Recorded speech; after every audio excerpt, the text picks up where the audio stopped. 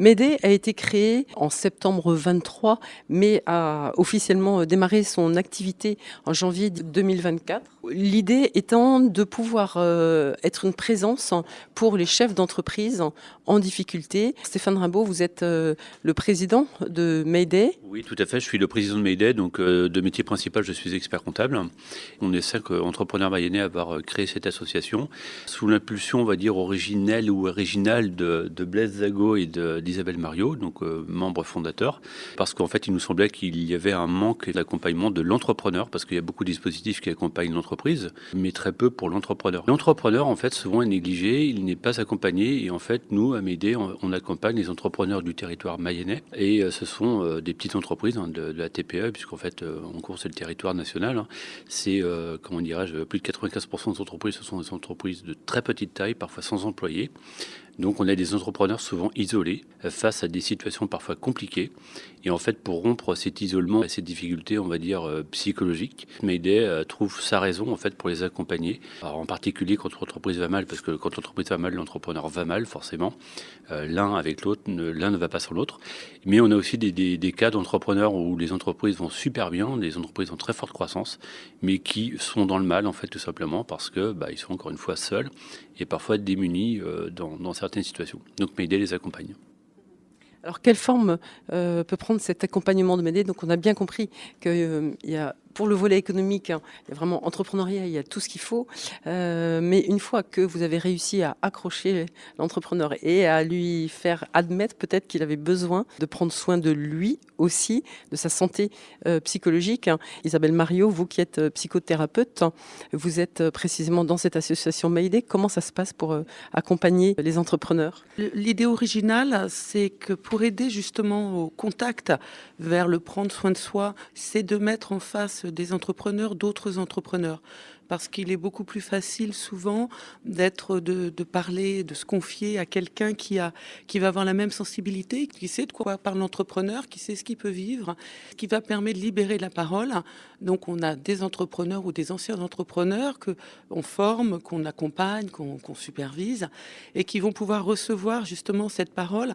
Et c'est ça qui va faire que ça va pouvoir décharger, je dirais, justement la charge mentale et libérer des choses qui vont faire que la machine, je dirais, de l'entrepreneuriat, de l'action va se remettre en route chez l'entrepreneur en face et de façon très très rapide.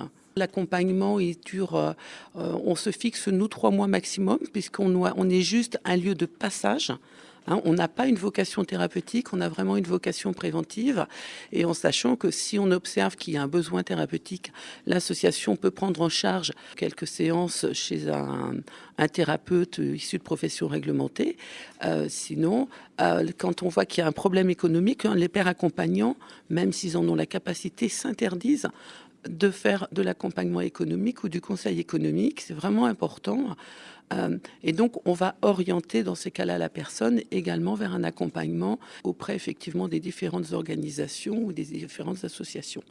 Parce que très souvent, chez l'entrepreneur, le problème économique va masquer, est un moyen, je dirais que Il va se réfugier derrière des chiffres. Voilà, c'est un refuge.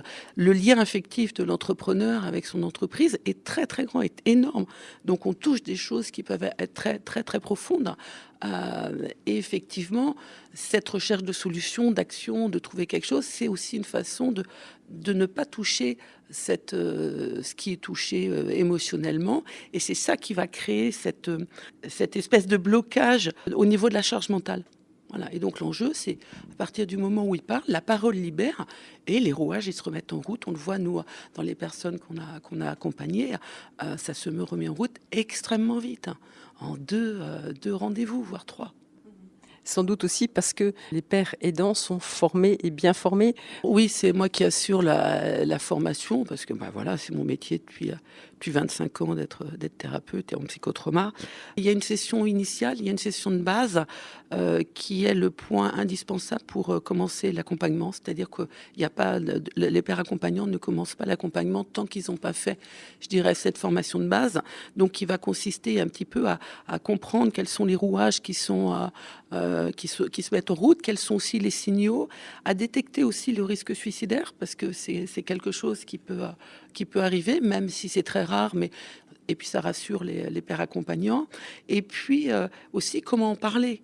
Comment parler de ça? Comment aussi permettre, ouvrir l'espace pour que l'entrepreneur, il puisse parler, tout simplement. Voilà, créer ce lien de confiance qui va faire que voilà, la parole va pouvoir circuler. Et après, nos pères accompagnants, donc ils ont aussi également, ils signent une charte éthique qui est importante.